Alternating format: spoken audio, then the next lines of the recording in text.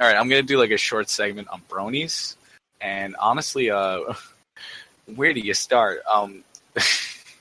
No, the whole brony thing is just like kids, like adults watching kids' cartoons things. Like, you see it all the time with it. I just want to smoke weed and watch Adventure Time with you. Like, that's like the base level. That's like base level infantilization, like degeneracy. That's like base level Devo. Let's just call it it's Devo. It's like bougie boy Devo stuff. So first level Devo is like smoking weed, Adventure Time, and eating Captain Crunch. A little bit stuff, right? And then you get your second level, which is the bronies, the fedoras. But the bronies and fedoras, they tear into like the whole piss fetish, the diaper fetish, and that's like on a deeper level. So that's like the second tier is like the brony stuff, because that generally just ties in with MRA nice guy stuff, which in itself is kind of like childish Devo shit, because if you're an MRA, it's because you're not an alpha, so you need to reaffirm like gender roles because you expect something without fitting what your gender requires, which is to be masculine, if that makes any sense. So that's the second level, which is MRA brony shit. And third level is like furry shit, where you want to be an animal because like this like pure state associated with the animal being. So like when you're in the wild acting like a furry, you feel free. You feel free of your human self because you can't cope with being human, so you spend $10,000 to buy a suit so you don't have to be a human for a few hours. It's like going on vacation, but you're fucking insane and a child. Gets rid of the pain of being a man. Yeah, that's a great meme. That's a great meme because that's a great quote on top of it. That furry shit's there. Then you get the DDLG shit. Like, this is all a psychological like construct, because people live in a state of panic, in a state of anxiety, in a state of like, basically modern life terrorizes people is my synopsis of everything. So like living in a state like America where you have like the deep state and like terrorism and all these things going on, you need an escape. And for some people that escape is just doing drugs and watching cartoons made for children. But for other people, that's being like babysat by your boyfriend and getting hit and fucked at the same time. Like, it's all about giving you this like level of a lack of anxiety, like a level of freedom from your like heart. And I could just be projecting because I'm an anxious person, but at the same time, it's like you want to like free yourself from this kind of like modernity we live in, which is just anxiety, hell, terrorism, whatever. In order to free yourself, you turn a child. And that's like the option. There are many ways to do it, and they go deeper and deeper in the rabbit hole until you're like wearing like a diaper full of shit and you don't know what you're doing. And you're just like, your life's a wreck and you have to keep going forward because you already made the choice to do it. So you might as well do it because it's the only thing that makes you feel like whole. But in the process of feeling whole, you feel empty and dead. And that's just all levels of Devo, when you just like hurting yourself for like that little bit of feeling, a little bit of niceness. Can you do Devo right? Devo right is like going to Mongolia and riding a horse. Yeah, that's the only way to do Devo right, dude. But yeah, no, and then like you get into like anime communities, and anime communities are like also like full of this. But it's weird because anime communities are also weirdly passionate. I used to be semi-involved with weird like gay anime communities because of like my ex, and it's just like really weird. It's just like people LARPing as like anime characters, dude. I don't even really want to. The idea of Devo is that it's a lot of things. It's about losing the progress that we have, but it's also about like these concepts of becoming an inferior man and like becoming a child. So like Devo does have this it does have this like reactionary idea behind it. But that's just because the guys in the band Devo, the guys who formulated my groundbreaking theory originally, were kind of leftists, and they're like, well, if you go back to these old boomer ideas of how to like live, and you regress to a childhood, then you're basically a boomer, and boomers are inherently kind of conservative. Like, boomers have this, like, American exceptionalism idea, so even, like, Democratic and liberal boomers are, like, dude, we Lamau hippies, but they also believe, like, America is, like, super great. FDR was, like, a big hero, and he wasn't, like, groping women and, like, doing all this, like, kind of, like, fucked up shit behind the doors, you know? But, yeah, no, Devo is really just, like, regressing to childhood. And, in a sense, if you go back to our older like ideas of what adulthood is, it's kind of like the idea that you lost something in becoming a modern person. You lost the critical factor of becoming a man when you become like modern person. You have like this phenomenon going on in Japan that like that really famous Anno quote about how much he fucking hates Japan is about, where it's like you have like these guys who are living in these comfortable salaryman jobs, and they're making decent money, and they're saving up. They're not getting married. They're not dating. They're not taking any risks. They're not fighting. They're not drinking that much. All they're really doing is they're drinking like these light beers that their dad drinks. They're reading manga, which they've read since they're 13 years old. They're playing video games that they've been playing since there's no level of risk or adventure or like attitude within the society. And really, when you get into it, they're basically just like a country of errant children, you know? Like, they don't know how to take care of themselves.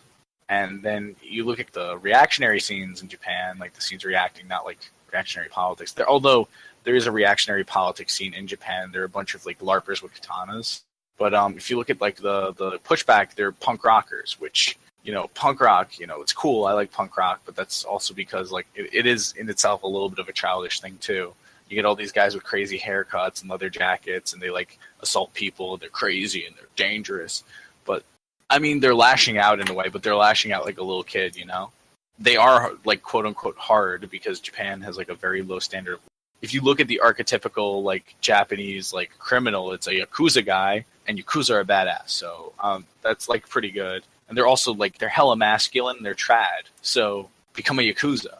Yakuza is just a very old traditional organization that's built into family structures. It's not reactionary. What people don't understand is there's a difference between like traditionalistic and reactionary. Like traditionalistic is like an old power structure that got weak that you want to make powerful again. If I was like a Catholic centric theocrat type, then I'd be trad because I want to make the Catholic Church more powerful and I want the world to be Catholic again, and etc.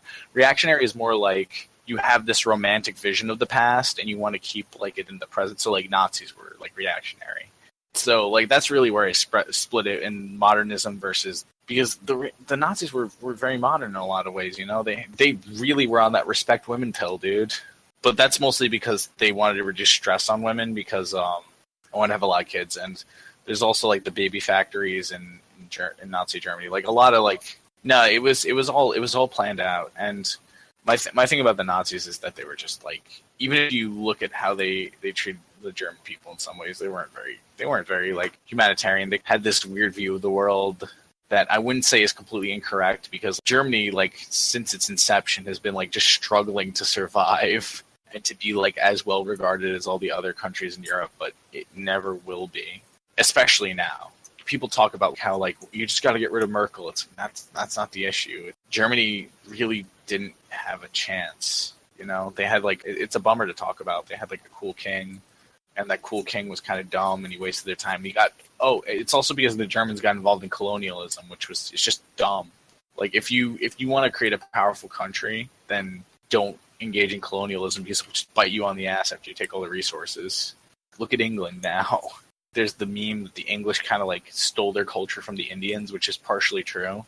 But like a lot of English things that we associate with England, they just straight up appropriated in the term of cultural appropriation. Like again, cultural appropriation is like a super overused like SJW word, but it has a specific meaning, and that meaning is usually misused. But they just like took in these aspects of culture and they put it in. When really, when you look at English culture, you really have to go back to the Middle Ages, and they were a bunch of different tribes fighting each other, and then eventually got unified under one king. And that one king got deposed by the Normans. The Normans finally united the continent. So really, English people are just French Viking types, just took over their country and said that we're in charge now. And that's where English culture really comes from. Like the Grail stuff is mostly like Norman propaganda.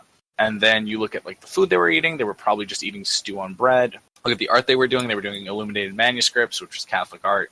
But yeah, no, you kind of look at the cultural origins of England, and it's pretty interesting because you have a lot of stuff going on. But once you go into the whole like Anglo ideal, then you have to take culture from other places. And that's why the English were so obsessed with archaeology too.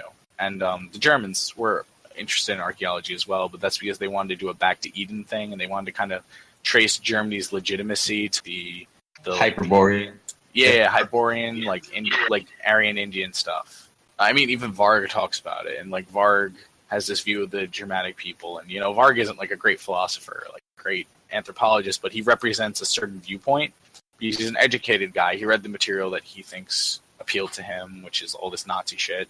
And he talks about like Thule and all these Germanic ideas, and it comes up in his music sometimes. But like they wanted to trace back this ancient city to something in Sumer And then they believed that the Sumerians were white people, which they were probably like kind of whitish. They're probably like Hungarians, which depending on your definition, that's up for variable. But they were obsessed. I mean, like they called the Sumerians the black-headed people, which was referring to their hair. So definitely not Aryan in any sense of the word. But then the other was the Aryan Indians, who were it was just northern people. That's what Aryan just means. And the Sanskrit in India, they talk about the ruling class of being descended from the Aryans, who were these very light-skinned Indians, because they were all obsessed with that Orientalism shit. And you can see that in literature, like Siddhartha, very shitty book from a very good, like Hermann Hesse, very great author, but Siddhartha is like the shittiest book. Such a shitty book. Read is it Narcissus and Goldmund? Narcissus and Goldmund is like that and Steppenwolf are like two really great books. Anyway, yeah, you look at German, and even though the Germans have a great culture, like absolutely the most powerful operas, powerful literature, powerful philosophy, absolutely great, they still needed something to call back to, and that's what the Indian really built into, because other cultures already claimed the Greek stuff. So like the Anglos loved taking credit for Renaissance art, and the French did that for a while too. No, the Hindu stuff, yeah, no, it was high culture because of stuff like Siddhartha and the Oriental now. Yeah, within Germany, Siddhartha was written by a German author, and then you have Arthur Schopenhauer being really big. Well, he was really big into the Tibetan Book of the Dead, and then to a lesser extent, you had guys in France who were into it, like Voltaire thought Confucius was the brightest guy. Just shows you how tasteless Voltaire is, really. I mean, Confucius makes plenty of sense, but Confucius, it's so funny because Confucius is like the anti-Voltaire, because Voltaire was all about like anti-tradition and Confucius is all pro-tradition. It's because Confucius is a secularist, and the culture that the Enlightenment guys were creating were an extension of this bourgeois, secularist, quote-unquote Protestant, because Voltaire was probably an atheist, culture. And they weren't opposed to tradition, they just wanted to distance it from religion, you know? Like, they're the people who would teach an art history course and they tell you that Michelangelo really didn't want to paint Jesus, when Michelangelo was deeply religious. Like, it's like that kind of attitude.